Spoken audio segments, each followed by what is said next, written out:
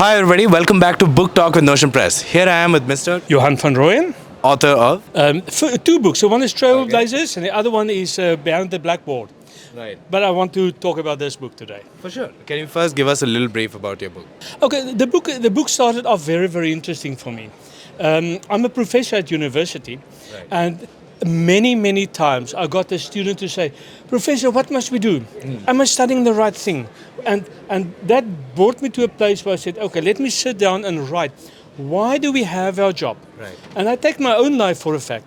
Right. When I was young, I studied, and when I finished high school, my dad said, "You're going to be a teacher."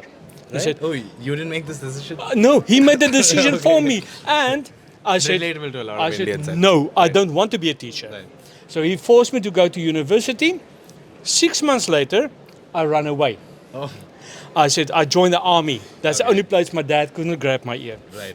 Then I went to after the army, I came back and I studied and I did industrial engineering, and then I did a degree in human resource management, Right. and I worked on the mines, and the whole time I'm falling here and falling there. Right. Then I worked for government, and eventually, after many years, I got to a place when I become a teacher. Okay.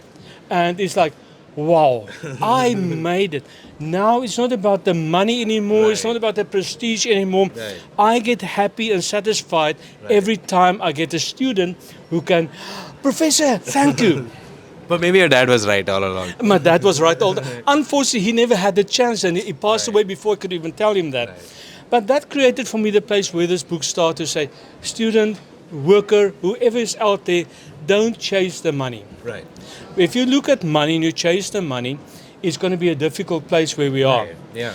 AI, unfortunately, artificial intelligence is taking over many of the white collar and blue collar jobs. Right. AI did everything. Right, but there is no better time than now for people to actually figure out what they love to do and do a really good job at that. Because one thing I know is that AI will not replace your passion, right? No, it What you feel for a certain thing, AI so I love jokes, right? One thing I'm able to realize that ChatGPT cannot tell a good joke. No, you can't. It cannot, not yet at least. No. So I'm safe in that regard. It's learning very quickly, Exactly. but it doesn't have that emotional bond Yeah. that what people would like. And it's still limited to English, where there's so many languages in the world, right? And I think in that case, that is where I think this book, and Right. I believe in this book.